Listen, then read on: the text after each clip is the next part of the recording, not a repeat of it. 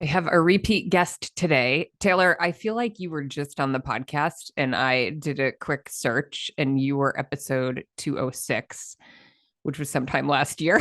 I was sure you Yeah. were 2022. I was like, wow. I do that all the time. I feel like you were just on.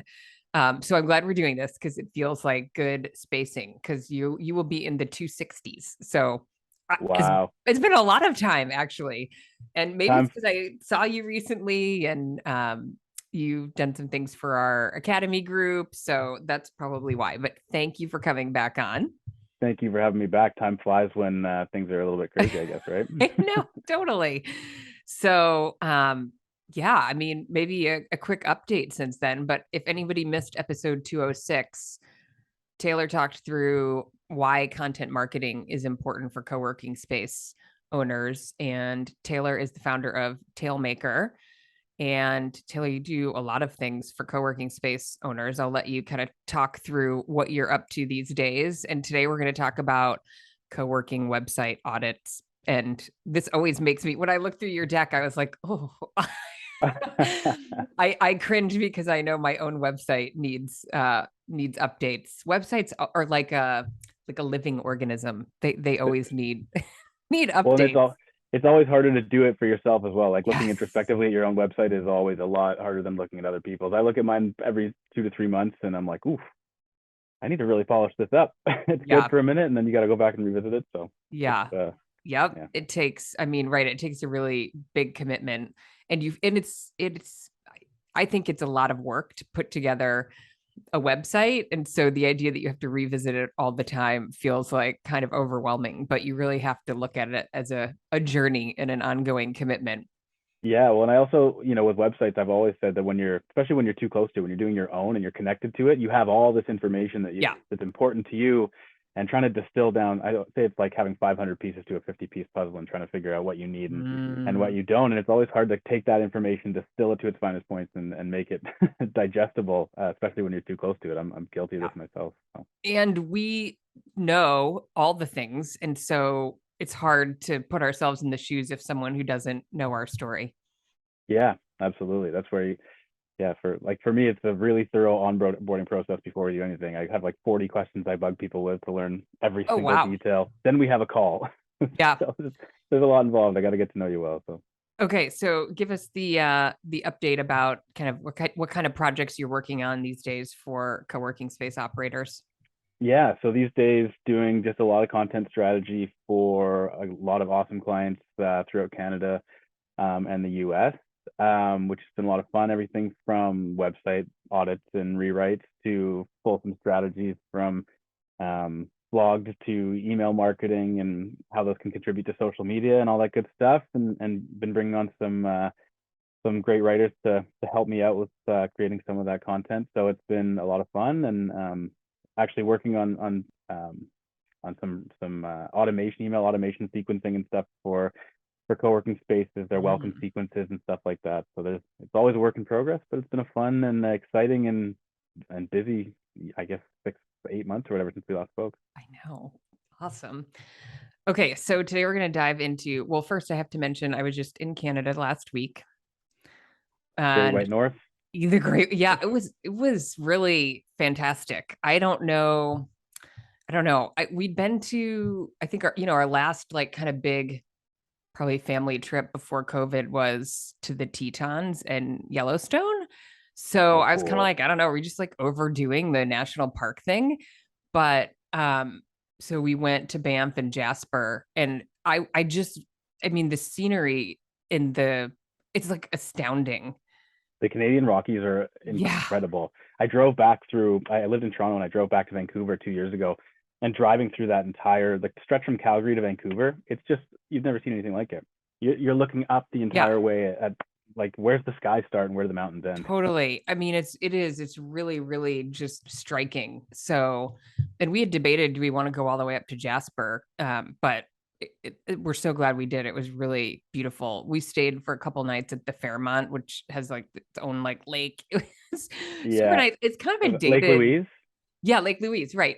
It's or no, not incredible. Lake Louise. That Fairmont looks very nice. We did go to Lake Louise and do the hike, Yeah. But the Fairmont and Jasper is more like, it reminded me of like a camp in New England, sort of, except right, the mountains in the background. Yeah. So it was a bit of a dated property, but it was really the surroundings were like amazing, just gorgeous. So Yeah. It's pretty incredible up there. yeah, we loved it. Okay, so enough on Canada. So, okay, let's talk about websites. I'm curious before we start, just like a really fundamental question. Do you get into advising people on what platform to use for their website, or do they usually kind of come with a pre-existing thing and you sort of work with what they have? I work with what they have, because usually, unless if I'm doing a website writing for people, they're coming in with a developer who's going to build their wireframe Yep. and do all the design and all that kind of stuff. So they pretty much decide on what that is. But I find like 90% of the time it's WordPress, because I think it's something like 90% of websites Of on the internet websites are are on on WordPress. WordPress. Yeah. And then there's like Webflow, which some people use, but Mm. I encounter that much less commonly. I think I only have one client with Webflow. But yeah, no, I just whatever they're bringing to me, I just Yeah. run with it. You work with. Well, just when I think through websites, I think one of the challenging things is like we said, like it's a total work in progress. Yeah. And if you do your own site first, I really kind of encourage people to either outsource the whole thing and go really big on someone, on resources like you who know what you're doing. But if people do their own sort of first rev, I Yeah. think keep it super simple. Wix, I like Wix. It has a co-working template because I feel like Okay. when you first start, again, unless you really invest, and some people do this, like the branding and the messaging, and you Yeah. really do it up front, you will almost inevitably want to change everything when you open, right? When you realize like Oh what yeah. people are looking for and the language they're using and what's working or not working. Yeah. So I feel like that first website could almost be a throwaway, unless you're going like all in. So Yeah. don't overdo sort of the infrastructure of that first one, I think, It's until you it's just kind of, like a starting point. It's a yeah, jumping off point, and then you start to realize, and you'll look at other spaces or competitors or whatever it might be, and realize what other people are doing, and yep, just even the small like functionality and the small formatting things make such a huge difference in the way that your website functions and the way that it converts. I would tell people to just invest up front on your website, get a developer, get someone to write it. And I'm only saying this now because I'm doing this with my own website, and I've finally hired somebody who is looking at the website from, the consumer journey. What do we yeah, want them to do? What's the goal of the website, and how do we get them ultimately to that point? And when I first did my first iteration, I just dumped a bunch of stuff on the page and was like, great, yep. back 5, 6, 7 years ago or whatever it was. So it's yeah, I would invest heavily up front and have a pro do it. But I think if you do all the work on like who your ideal customer is and like all the Yeah, messaging work, everything at once. And I have seen, yeah, I'm thinking of one group that's been on the podcast. They're in Stockholm, and they did a lot of branding and messaging work up front, and you can tell. But if you didn't, that's okay, because now you can maybe even better answer those questions. Like you mentioned, like the 40 questionnaire that you send to your yeah, clients.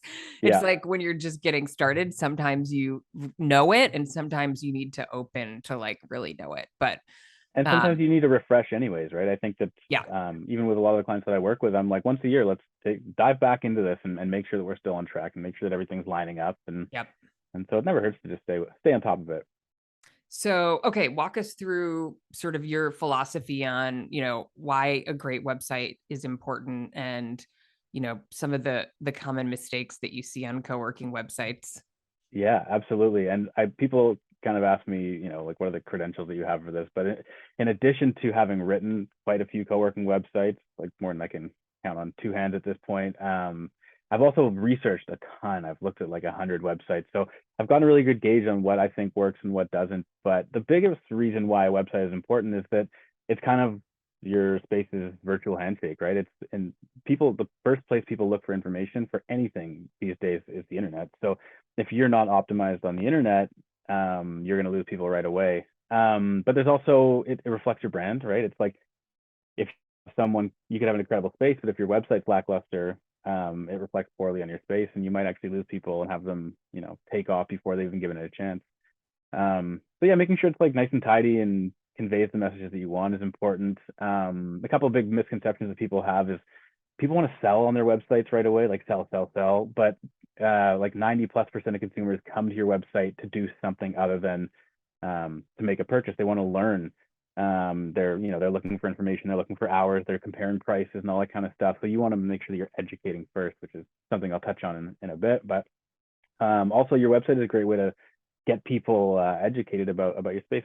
People do 70% of their buying process before you ever hear from them, which means that by the time someone Totally. actually contacts you or books a tour, they've already formulated their opinion of your space and whether it's right for them based on what they see on your website. And that'll help you differentiate yourself from the competition. You need to have that there so people can self-qualify, self-screen, and assess your space for themselves before they spend the time to get in touch with you. And yeah, so some of the more common things I see, as I said, people trying to sell over educating. It's just the wrong approach. It puts people off.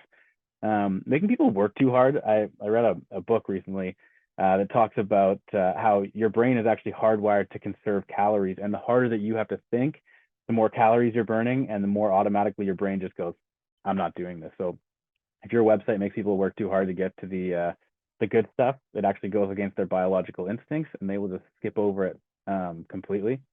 I think that is, wait, did you read, was it Story Brand? It was StoryBrand. I always quote that, and I'm like, "What book was that?" And then I walk away, and I'm like, "Oh, right, it was Donald Miller," and I love that, and I use it all the time. I had a couple of startup school cohorts. We were like obsessed with Story Brand. One of our members went through his workshop and workshopped their like when he used to do in-person ones. I don't even know if they do those anymore, if they're all virtual, but workshop the website. But that calorie burning, it's so true. It's people are lazy. Like, how many tabs do you have open right now? You just restarted your computer, so you're fresh. But... Oh, they automatically start open again. I have like 14. I'm surprised my computer even runs. Totally. I know my daughter's always walking by and be like, "Mom, you need to close your tabs." Like, "Mom, this is chaos." Totally. But that's how our brains work. So the whole calorie thing is so critical. Yeah. I also have weird things too. Like when I'm working on a specific project, I can only have tabs open pertaining to that. So I'll pull stuff into new tabs. I don't know if your brain works like that as well, but I'm like, I need to segment this. Yeah. Well, which is better because then you don't get so distracted. But I think that's why the burning of calories, it's like we're just so wired right, now to like, squirrel. What's the distracting thing that comes up? So your website needs to kind of do the work really quickly. Well, we're also inundated with information. Right. Like it's a barrage between social media, websites, whatever it might be. It's like a nonstop barrage. So how are you, if something's too clunky and makes you work too hard, you're not going to bother to decipher whether it's something that you're actually interested in. You're just going to discard it and throw it to the side. Yeah. Okay. So people having to work too hard. What else? Yeah. Well, I mean, as you were saying before, getting dialed in with who your target member is and who they actually really are. Not every space is right for every person. You're not going to be a corporate satellite office geared space and be appealing to creative solo professionals. So a lot of the time websites just don't articulate clearly enough who the space is for, and also who it's not for. Like, as I said, it's kind of a self-screening process. Your website can let people know whether or not the space is gonna work for them or not, so that they don't waste their time reaching out or waste your time booking a tour if it's not the right place for them. And articulating the space's benefits in a you-focused way is something that I always get. They talk a lot about the features, the amenities, etc., the services, but it's not tied to an outcome for people. And I think I say this all the time. It sounds harsh, but people don't really care what you do. They care what you can do for them. And so everything that you put on your website needs to be geared towards that. Like, okay, this service is great, but how am I going to benefit from this? How are you going to solve the problem that I have? And it comes back to understanding your target member. What are their problems? What are their challenges? What are they coming to you for? There's a product versus a commodity, and your commodity is your space, the four walls, the desk, and the printer, the fast Wi-Fi, the exactly. local coffee.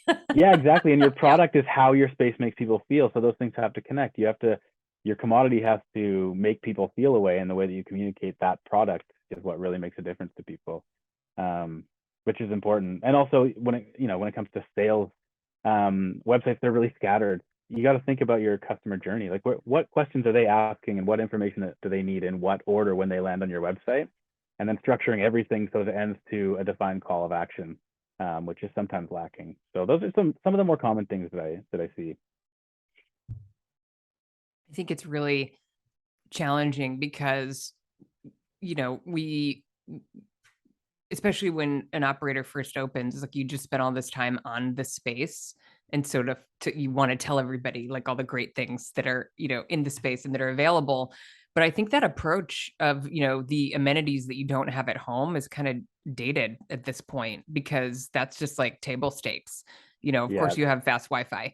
I mean, it might be important if that really is a selling point, like you're in a rural area and you're the one guy with great, Wi-Fi, but yeah, right, all the people who, are mostly at home, the benefits of like, why would you leave your house yeah. Well, is don't get what me wrong. Like you're selling. Yeah. those things are important, but it's Yeah. almost like you don't want to make those clunks of paragraphs, right? Like you Yep. want to get to a point where you have maybe like a quick bullet that explains what your high tech amenities, like ultra secure internet or whatever it might be, but have those be just a quick bullet as a feature. It should be on the website, but it just Yeah. shouldn't be the Yeah. focal Don't leave point it of it. off. Right. Yeah, But don't omit it, but don't let it monopolize your entire page. yeah. Um, okay. So when you're looking at websites, kind of what are the kind of categories of things you're looking for, or your checklist? Yeah, I have kind of like well, at a high level, a 10-point checklist that I would advise people on. But the first thing is asking yourself whether your site passes the 5-second test. So when somebody lands on your website, you have, I think it's like 5.24 seconds to let them know whether or not even let them know, to convince them whether your site is right for them. And that really boils down to the hero section of your website. So if you don't know what the hero section is, that's that first tagline and the first paragraph that people see. And those are so, so important. It's like when I'm looking at someone's website or when I'm auditing it or when I'm writing it from scratch, this section alone probably takes like 20% of the time, 25% of the time that I allocate to that website, because it's so vital. You have probably a tagline and 3 lines, a short paragraph to tell someone exactly what you offer, exactly who it's for, exactly how it benefits them, and exactly why they should continue scrolling through your site to learn more. And it's really, really hard to do. And it comes down to knowing exactly who they are, using really specific verbiage. So not being ambiguous about what you offer. So for example, if you're offering, hot desks and dedicated desks for creative professionals in a certain city, that's what you should be saying, not saying, flexible co-working options for professionals. And it also the understanding the verbiage that your members use, right? I wrote an email a while ago that talks about how many dialects there are in the continental U.S. alone, and I don't quote me, well, for quoting me, but I think it's like 7. And that's not even different, accents. That's like totally different words that people use. So in a professional capacity, the same thing applies, right? Somebody who's a corporate lawyer is not going to speak the same way as somebody who's a graphic designer, and understanding that and factoring that into your writing of your website is important as well. I can't remember what episode it was, but I did an episode on why you should outsource your copywriting for your website. And Yeah, I think you can really tell the whole, like, top line, the hero messaging, yeah, when it's been done really well, even if you're not the audience, right? You can yeah, just see like super tight, very clear. When yeah, you compare websites who've gone through that process versus not, it's like, and that's part yeah, of the 5-second thing is part of the calorie burning. It's like you yeah, can only hope someone's going to scroll on your website, right? yeah. Like that percentage of people is tiny. That funnel on your website like is really wide at the top, and anybody who takes that next step, right, is like it narrows really quickly. Oh yeah, So yeah. absolutely. And it's kind of like the people focus a lot on SEO, which is super Yeah. important because SEO gets people to your website, but you've also got to have like human serving, human focused Yep. copy that keeps them there. So it's this fine balance of you got to get people there, but then once they're there, you have to keep them there and keep them engaged. And that's where that really, that tight copy, that well articulated value proposition really comes into play and becomes so crucial. I also think when operators first open, they are hesitant to get, unless they're opening a niche space, they're hesitant to use really like precise language. Maybe Yeah, precise isn't a good, but right, sort of meeting a specific customer. Like they don't really know yet who's their best member. Like when they yeah. walk in, who signs up, and talk to those people. It's hard to do, I think, until you've like touched and felt them, in a sense. Yeah, totally. And I guess like in that instance, you could maybe focus more on your brand itself, right? I think that Mhm. for me, even if you don't know exactly who your ideal member is, I feel like every space kind of has an understanding of Yeah. this is our brand, this is what it feels like to be here. So if you can focus on articulating that first, before I decided to hyper focus on co-working, I started my business 6 or 7 years ago or whatever it was, and it was kind of like, I don't know what I want to do. And it took me a while to focus that Yeah. niche. But it really, once you have an understanding of like, okay, this is where I'm going and this is, the right audience for the space or the business, it helps. It makes it a lot easier to speak directly to people and bring them in. So it is definitely a process though. Totally. Yeah. Um, okay. What else are you looking for on a website? Yeah. Well, another big one is whether your site sells, as I said before, sells or educates. 92% of people are not coming to your website for the first time to buy something. So if all you're doing is doing this hard sell, you're just going to put people off. It's got to be telling them, as I said before, what it's for or who it's for, what it is, how it benefits them. A couple of stats I have that I like to rattle off is that 45% of people are searching for a product or service first. So they're comparing you. 26% are looking directly for prices or variables between brands. So Mm. that's where that articulation of what makes you unique comes in. And 11% are just looking for details like hours and location and contact info. So obviously that's a big Google My Business opportunity, but that's a conversation for another time. Yeah, it's like when people are compelled to sell, like make a hard sell directly on their website right off the bat. It might feel intuitively right, but it's actually probably going to backfire on you with new visitors. Yeah, because they're really just qualifying. But I'm sure we'll get to this soon. We have to have a call to action so that people are clear what they're supposed to do. Yeah, exactly. I think that's like number 10 on my checklist, Yeah. but it's the last consideration that people need to make. But before you get to that point, it's looking at also things like whether your site prioritizes features or feelings. So again, like talking about that versus that commodity, it's not necessarily about what you offer, it's about how what you offer makes people feel and how it benefits them, right? One of the examples I use is you're open around the clock. Okay, so 24/7 access, but why does that benefit people? Let's say you're a night owl. Let's say you wake up in the middle of the night with a brilliant idea that you need to get, you need to get your computer and get it done. You're able to go in there and do that, right? Like that's the benefit. That's the success that you're giving to people, or like the close proximity to their home. It's great to be in close proximity to your home, but why do people want to be in close proximity to their home? It's so they can have a better work-life balance. They don't spend so much time commuting. They get more time with their family. You know, these are examples, but my point is that you should never talk about a product or service without tying it to an outcome or a benefit for your audience. That's how you connect with people. Yeah. And I think when we write it ourselves, there's a risk that we don't kind of connect that dot. We think everybody's connecting those dots on their own, but we have to do that for them so that, Yeah, well, yeah. I think like it's easy with your business. I know for me it is that your gut is like, okay, well, people already know that they need this and they know why it's good Right. for them because I know why it's good for Right. them. But it's the missing piece there is the articulation, which helps them connect that dot when they might not have otherwise done so. Yeah. Yep. Like that, like you get me. That's totally what I want. Like that language that says like, oh, this is a place for me, or at least um, a place I need to tour. Yeah, absolutely. And actually, it's good that you said that because one of the next things I always look at is, and this is like a very fine distinction, but it's important. Ask yourself whether your website is you focused or is it focused on you, right? And there's a big difference there because if the website is focused on you, it's just talking about us, the space, and what we offer. Whereas it should be focused on you, the audience, even down to the using the word you proactively and frequently so that when somebody reads it, they're like, you, me? Yeah. So it's such a fine thing, but it lacks in so many places is that using the word you to speak to people, it's a place for you to grow your business and we understand your need. So it's such a fine little thing that you can do, but it's such an important one.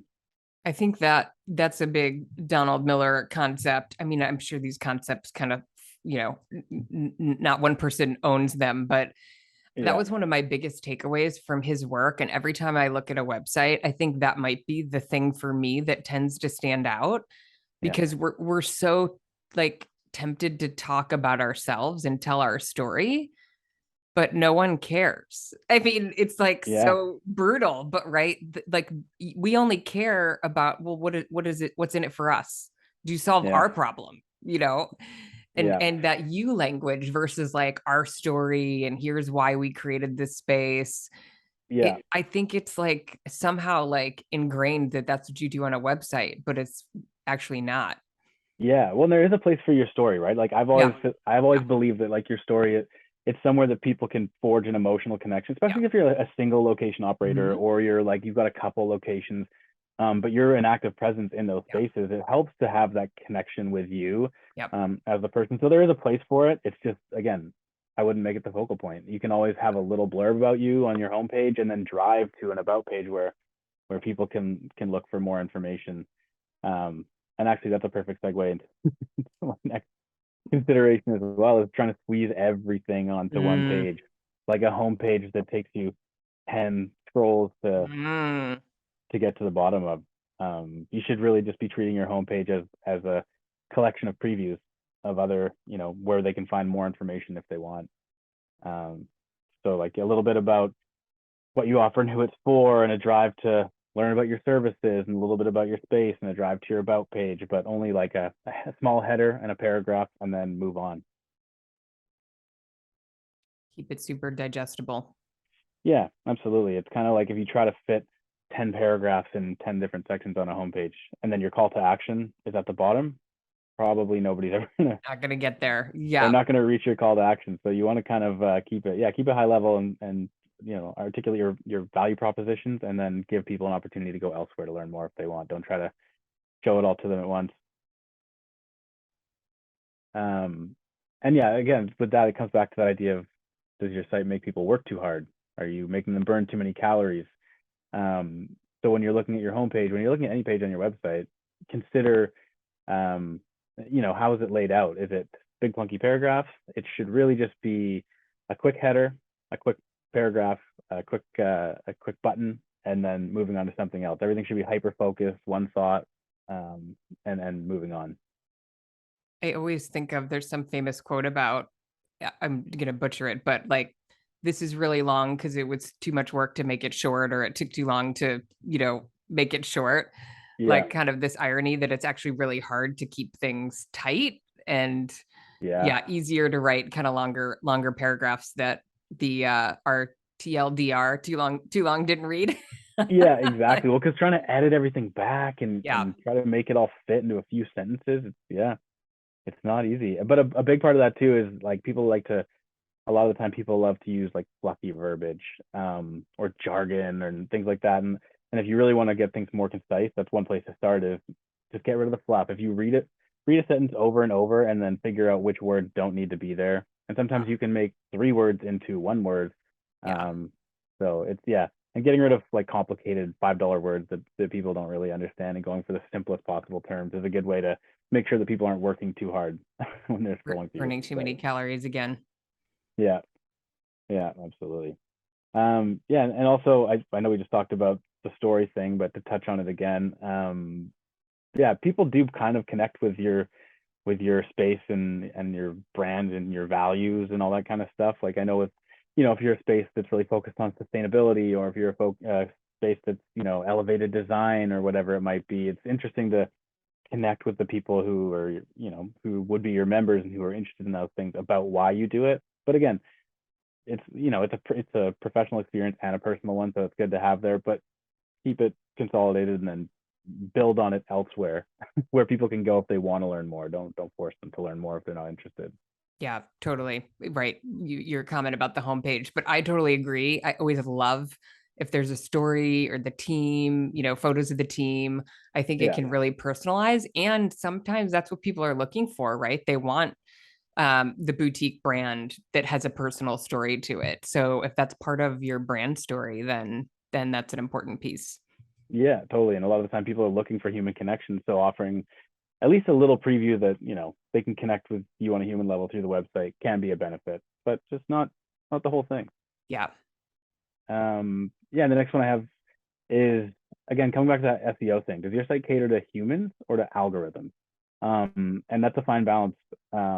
It's a very fine balance because keywords are super important and you need to have them placed in specific parts of your website and headers and all that kind of stuff.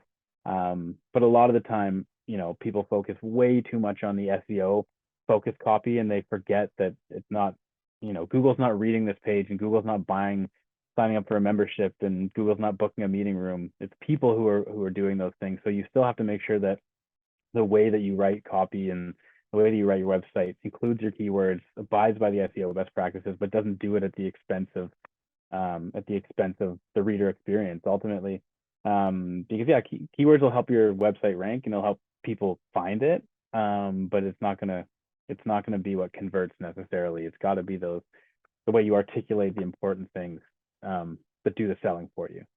So if we put you and Ruben in a room, what would happen? Would there be like a boxing match or it's such a fine balance, right? No, you know what? But I think that also people who Ruben and I have worked together a bit, and I think we both understand how these two things work together, right? It's like they can't happen.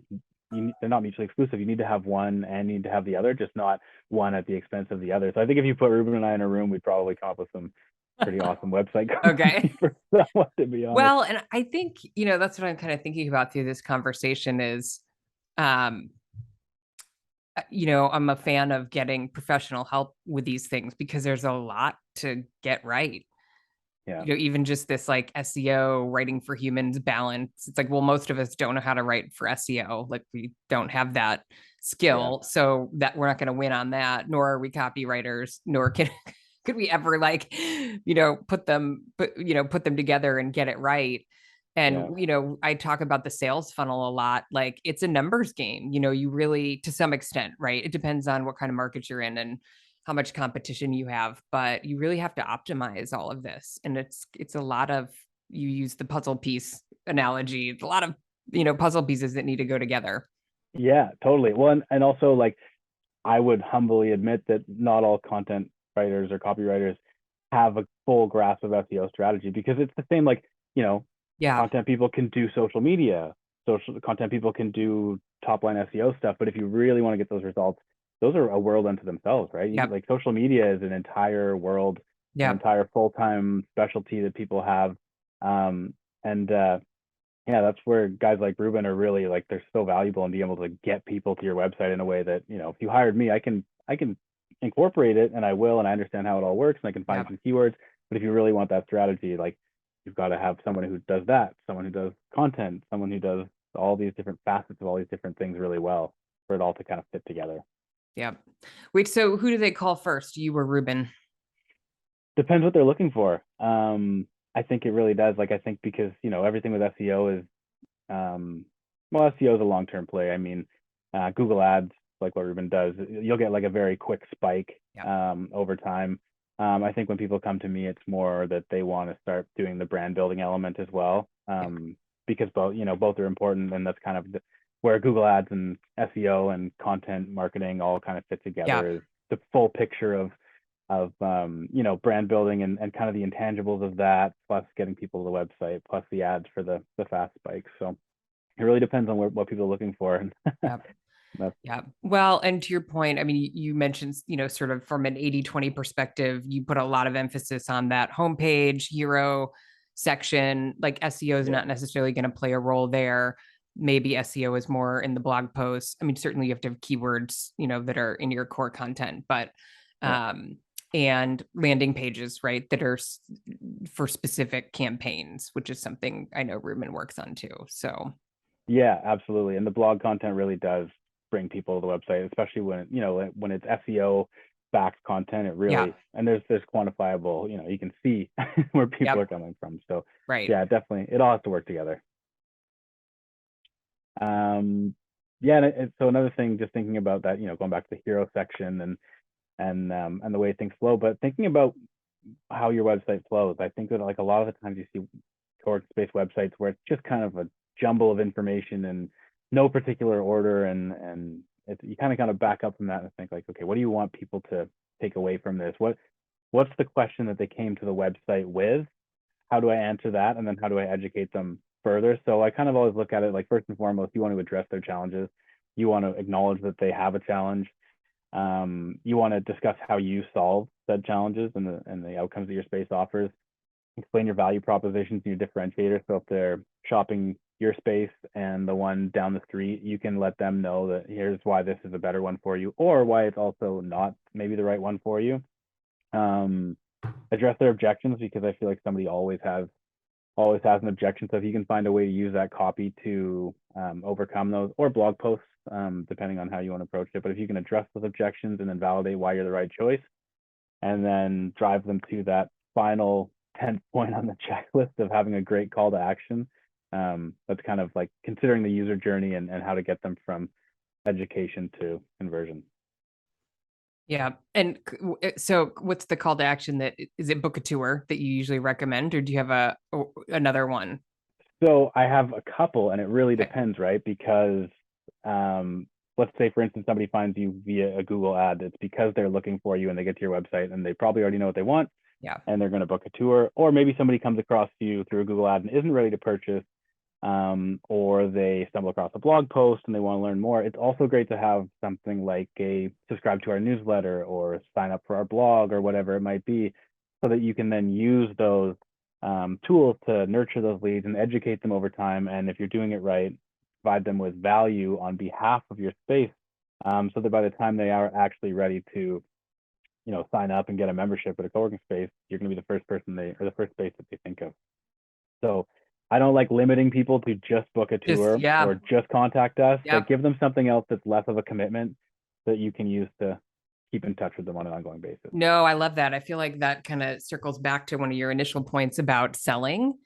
Because it's right. It's too, and I think again, that's why you need it's um you have to have a really simple website, but it's sort of complicated to simplify, because right, you have to sort of know which segment is showing up. To your point, the Google ad, like, okay, yeah, I just want to book a tour, I'm looking at spaces, I'm making a decision, does this make my tour list, versus I don't understand co-working, what happens here, who works here, is this something I want to do, I'm not deciding right now. Yeah.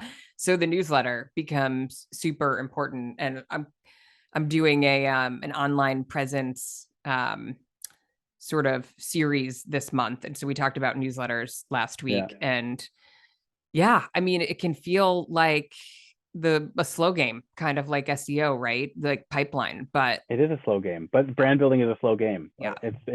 You don't build trust overnight, right? Like, the whole brand building thing is about conveying what you're all about and sharing that experience with, what's someone going to feel when they come into your co-working space, and why should they trust you as a place where they're going to have as the home to their business. Like, you don't just make a friend and be like, okay, we trust each other day one. It takes time to build that relationship. And that's kind of what this all is to me, is building a relationship with those people over time, and then continuing to grow that relationship even once you've got them in the doors. Yeah, totally.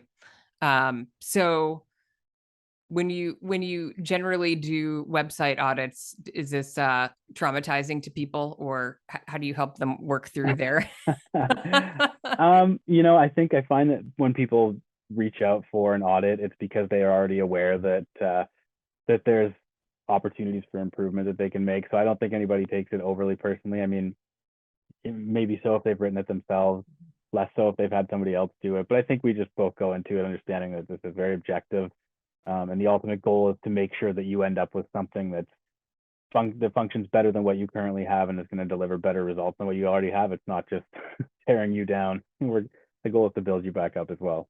Yeah, totally. Awesome. So you mentioned that you have an offer for our audience about related to the website audit. Tell us about that. Yeah, absolutely. I just feel like your website's such an important component of your business. And it's really important to me just that everybody feels like they have that ability to capture their audience as soon as they land on the page. So I would love to offer anybody who's interested a free homepage audit. If they want to head to tailmaker.ca/audit, they can drop their email address in there and book a consultation. I'd be happy to go through their website with them, spend some time giving them some suggestions, some pointers, and some best practices, and hopefully give them some ideas for how they can tune it up. Yeah, I love that, because I think it's a challenging undertaking to do on our own, even if we're aware that that we need to optimize. So just having someone kind of lay out what are the things that are not working and kind of what can be done on that. So that's awesome. We'll put that in the show notes so that it's easy to find. And yeah, thanks for taking the time to share this, to share your, your checklist and that perspective. I think, yeah, the website just does a lot of heavy lifting for our business. So anything we can do to kind of focus on that and have some help thinking through, what needs to get done. And I'll also stick a link to our previous episode in the show notes so that folks can go back and listen to content marketing. I think it's all the package of marketing that we need to be working on. And it's always a journey. So thanks for doing this.